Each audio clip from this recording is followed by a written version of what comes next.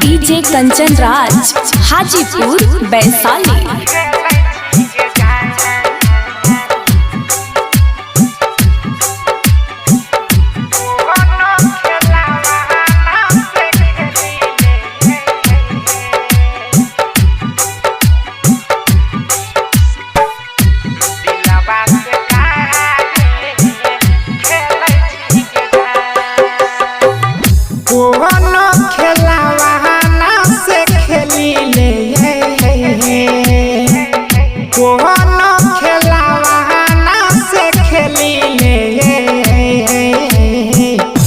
दिलवा से काहे खेलै छी गे जान, दिलवा से काहे खेलै छी गे जान।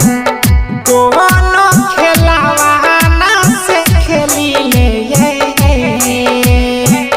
कोनो खेलावा ना से खेली ले।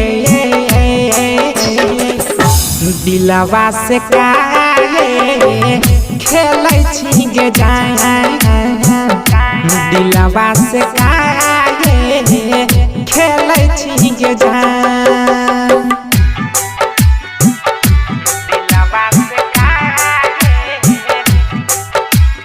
डीजे कंचन राज हाजीपुर वैशाली।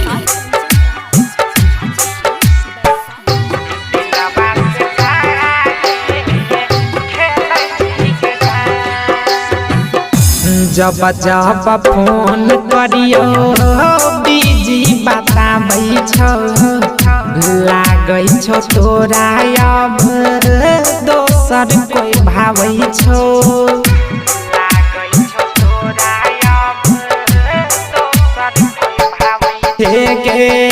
जब जब फोन करियो बिजी बताबै छौ, लागै छौ तोरा अब दोसर कोई भावै छौ।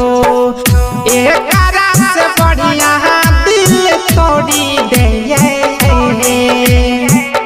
एकरा से बढ़िया दिल तोड़ी दे।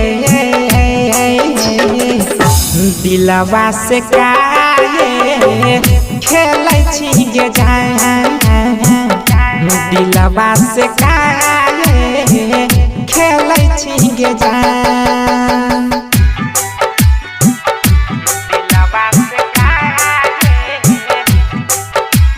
डीजे कंचन राज हाजीपुर वैशाली।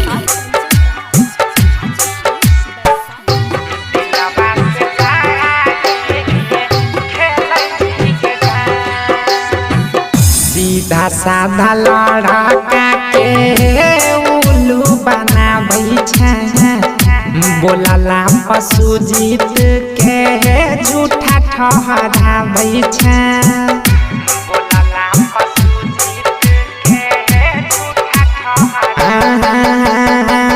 सीधा साधा लड़का के उल्लू बनाबै छै, बोलला पशु जीत के झूठा ठहराबै छै।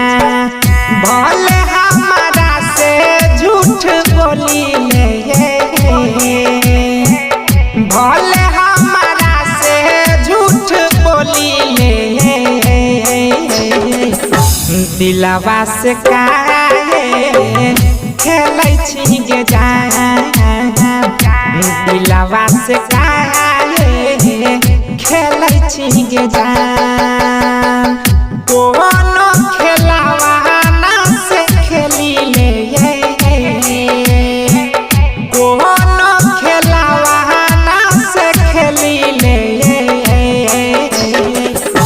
दिलवा से काहे खेलै छी गे जान, दिलवा से काहे खेलै छी गे जान।